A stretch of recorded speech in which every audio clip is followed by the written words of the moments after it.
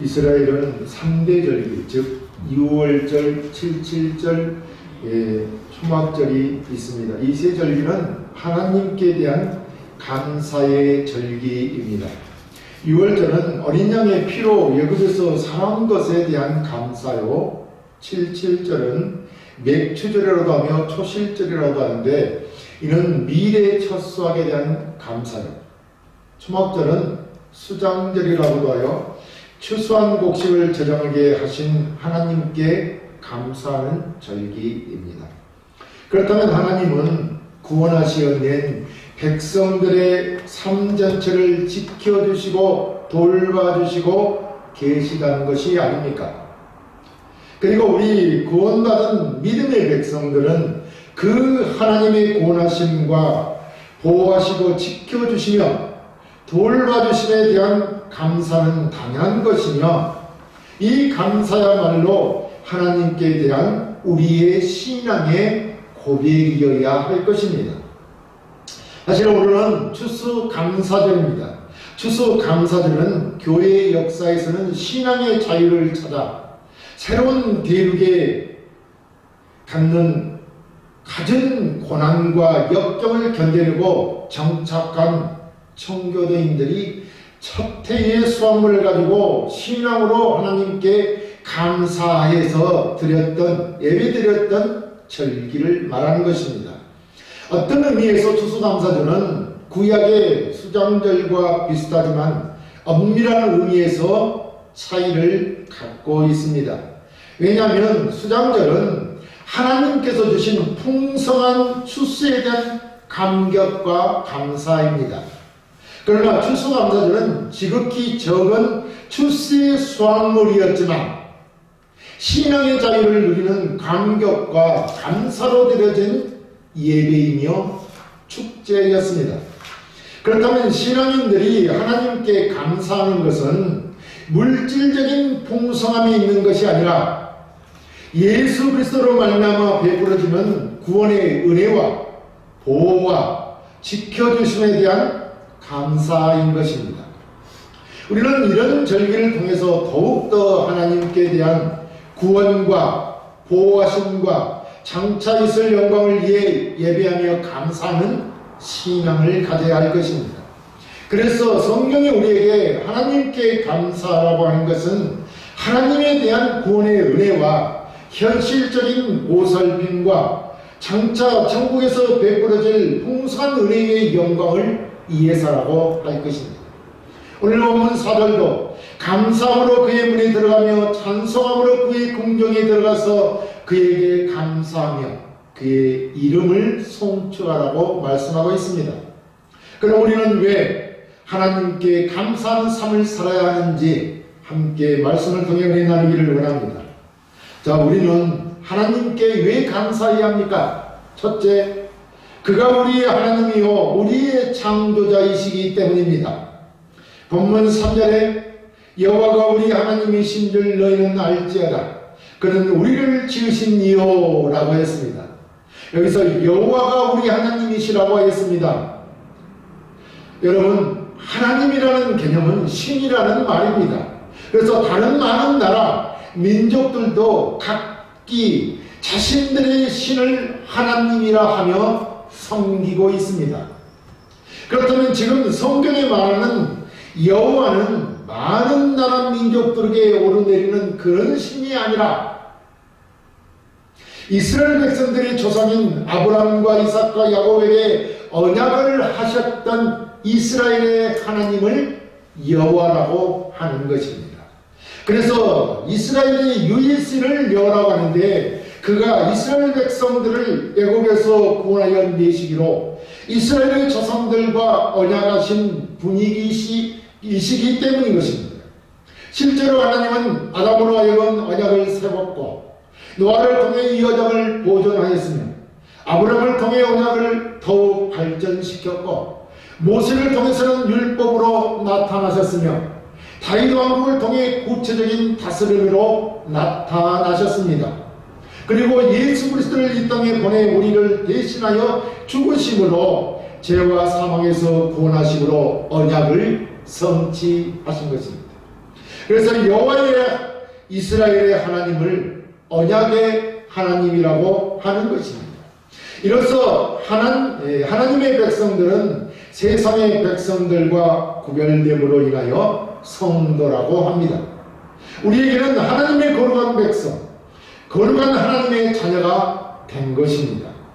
이것은 이스라엘 백성들이 애굽의 비참한 노예 상태에서 하나님의 택한 백성으로 엄청난 신분의 변화가 이루어진 것입니다. 다시 말하면 노예 상태 마귀의 자녀에서 거룩한 하나님의 백성이 되었다는 것입니다.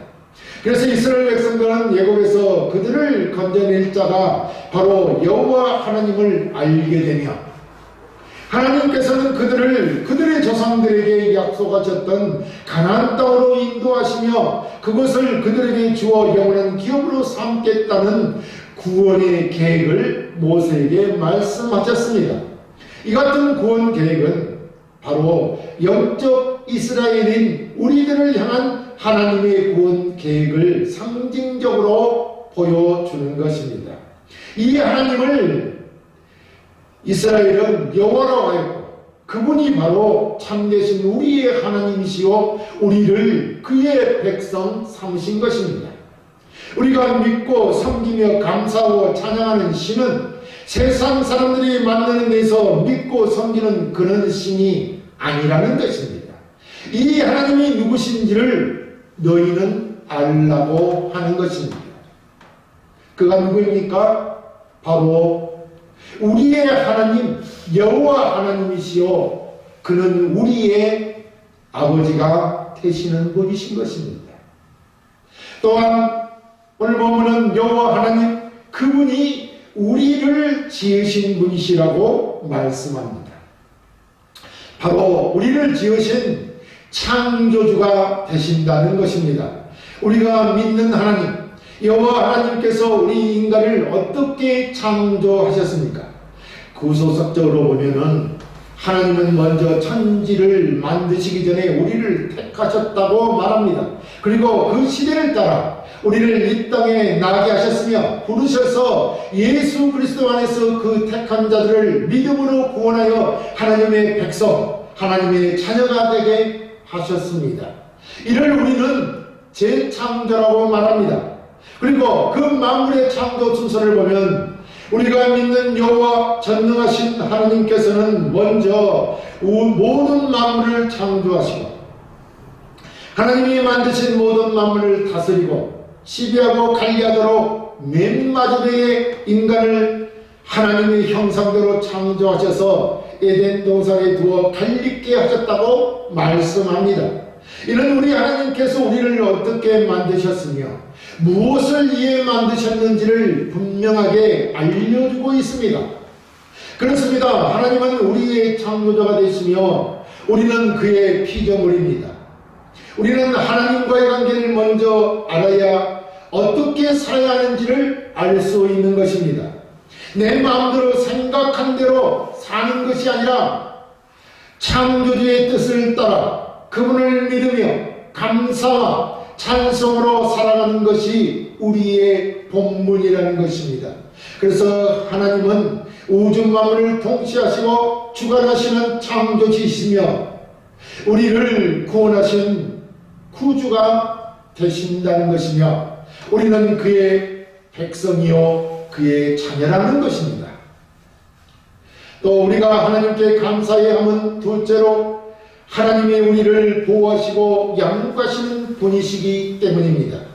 본문 3절 하반절에 우리는 그의 것이니 그의 백성이요 그의 기르시는 양이라고 하였습니다.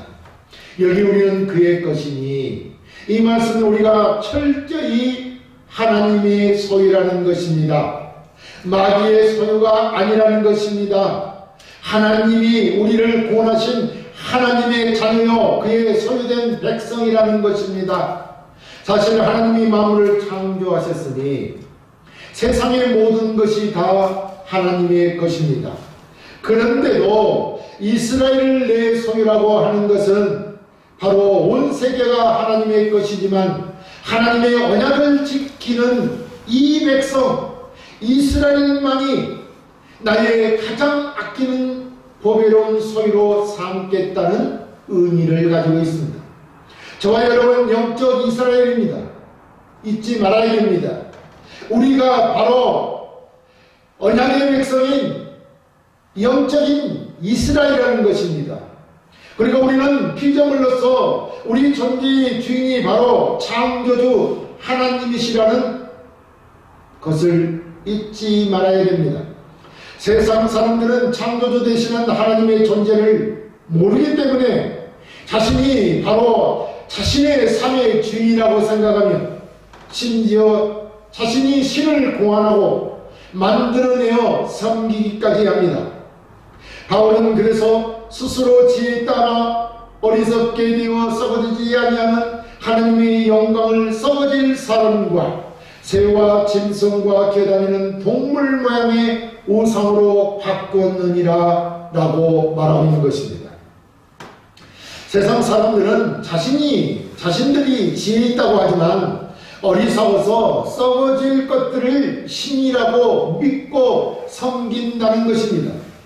우리가 하나님이 누구인지를 알지 못하는 인간은 자신의 존재와 인간의 본분을 알지 못하기 때문에 이렇게 어리석음을 범하는 것입니다. 그래서 세상 사람들은 자신의 삶에서 하나님을 배제하고 자신의 존재의 기반을 허무는 어리석은 행동을 하며 사는 것입니다.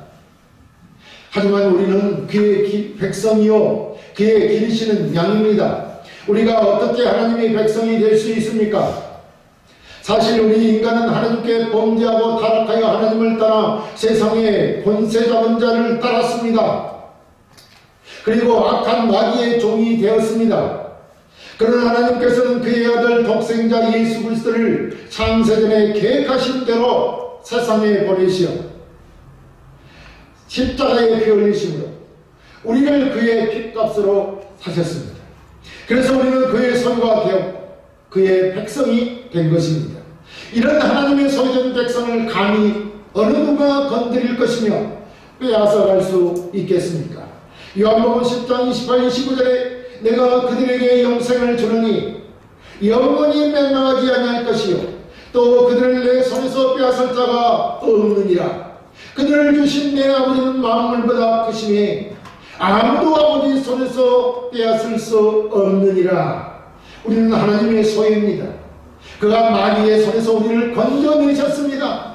구원하셨습니다. 그렇기 때문에 우리는 하나님께 감사해야 되는 것입니다. 하나님을 찬양해야 되는 것입니다. 이 세상에 그 어떤 세력도 아버지 손에서 뺏을 자가 없는 것입니다. 우리는 완전히 하나님의 소유이기 때문입니다. 그래서 감사해야 한다는 것입니다. 그뿐만 아니라 하나님은 목자로서 우리를 양으로 기르시고 먹이시고 지키십니다. 전적으로 우리가 먹고 마시며 사는 길은 하나님의 손에 달려있는 것입니다. 그렇다면 그의 양은 모든 근심 걱정을 버리고 하나님의 품 안에서 평안을 누릴 수 있지 않겠습니까? 그래서 우리는 하나님께 감사하며 하나님을 찬양하는 것입니다. 우리는 우리를 그의 소유된 백성으로서 보호하시고 기르시는 하나님께 감사와 찬송을 드리니 우리의 신앙이 고백이 되어야 함이 당연하다 할 것입니다.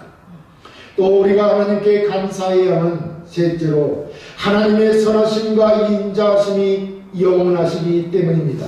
오늘 보면 5절에 여호와는 선하심이 그의 인자하심이 영원하고 그의 성실하심이 대대에 이르리로다 라고 했습니다.